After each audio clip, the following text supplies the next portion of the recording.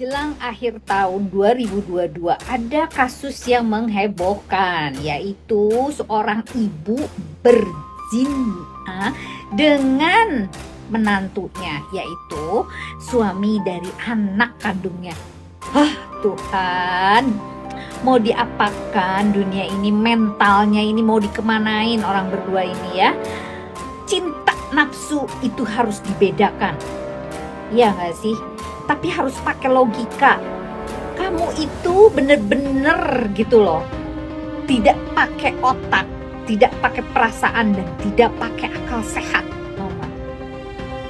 Seorang ibu yang harusnya mengayomi terhadap anak gadisnya, malah dimakan juga tuh suaminya.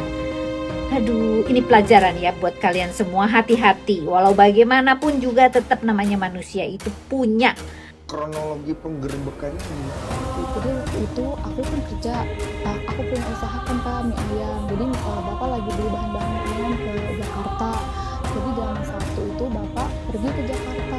Nah dia itu kalau nggak salah shift 2. Nah udah gitu pas Bapak berangkat, kata warga ya, kata saksi, kok warung mie ayam tuh itu masih siang, emang kenapa gitu. Nah ibuku masuk ke rumah kontrakan tempat tinggal kita. Jadi kedai mie ayam aku itu nggak jauh dari kontrakan aku gitu.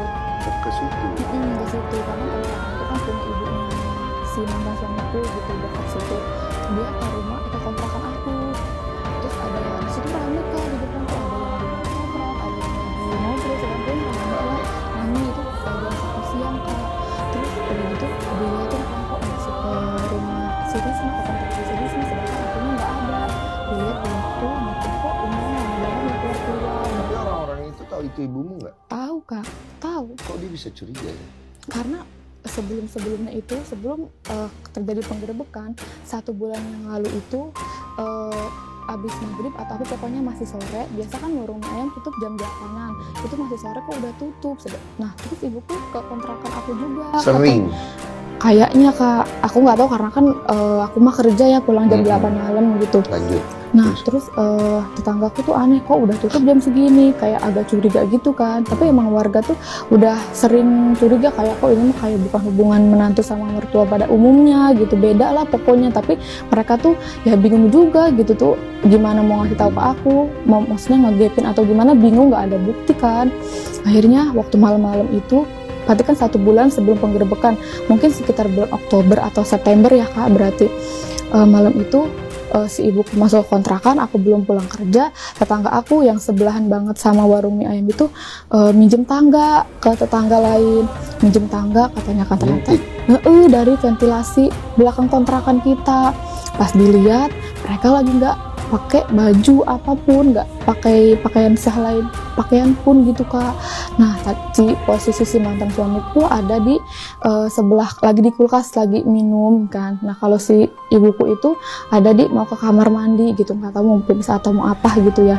Tadinya mau difoto atau di video. Nah jatuh si tetangga akunya itu. Jatuh?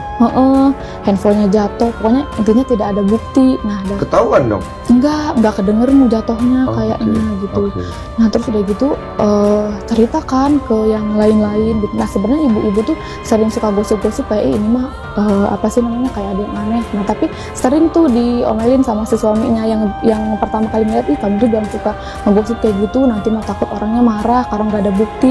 Pas dia ngeliat sendiri kan, ya ternyata bener dong yang suka ibu-ibu omongin tuh gitu. Akhirnya ya ngomong kali ke tetangga-tetangga situ gitu, tapi gimana caranya ngasih tahu ke aku sama ke bapak dan ke keluarga karena nggak ada bukti, nanti mah dikira kita fitnah. Mereka pikir kalian nggak tahu juga ya? Iya gitu. Buka pesan biasa Kak. Di situ ada pesan dari ibuku yang belum dibaca.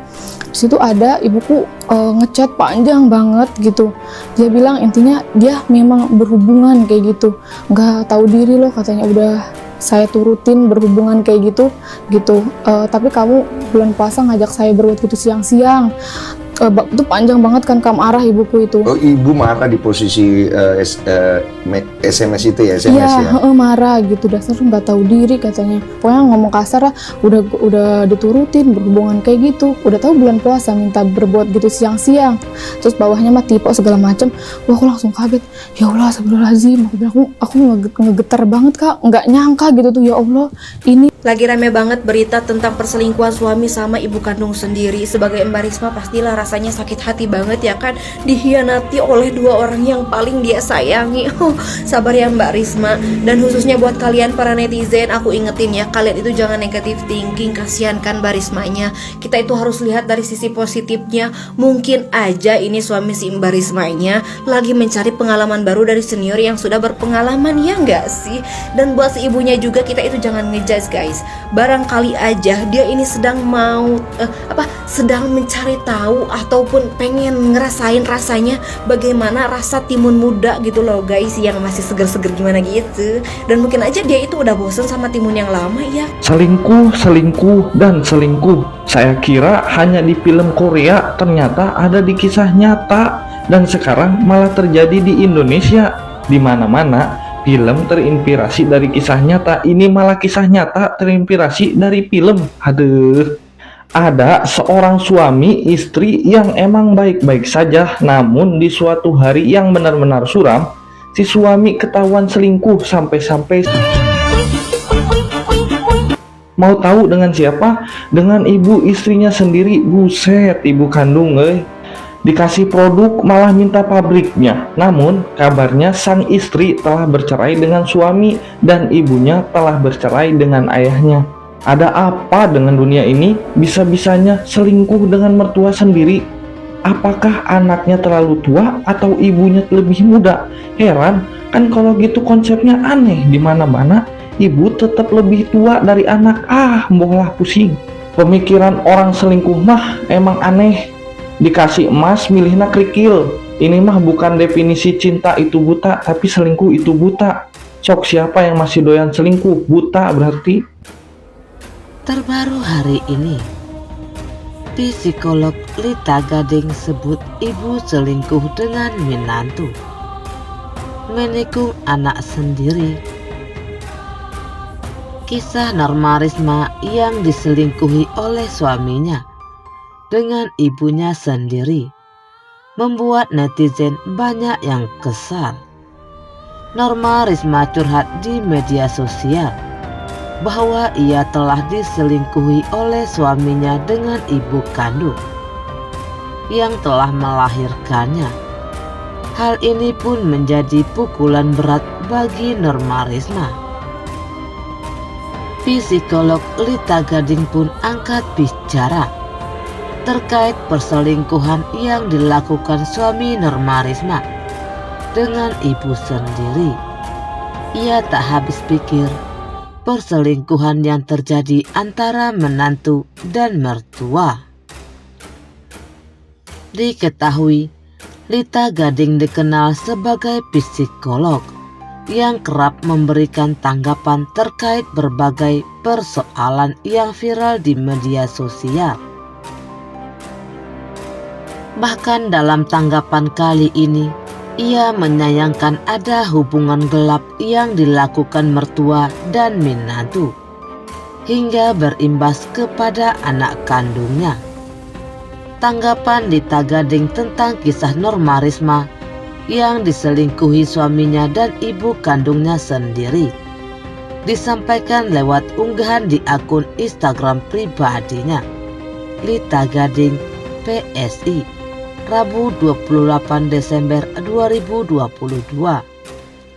Jelang akhir tahun 2022, ada kasus yang menghebohkan, yaitu ibu berzina dengan menantunya, yaitu suami dari anak kandungnya sendiri, ucap Lita Gading.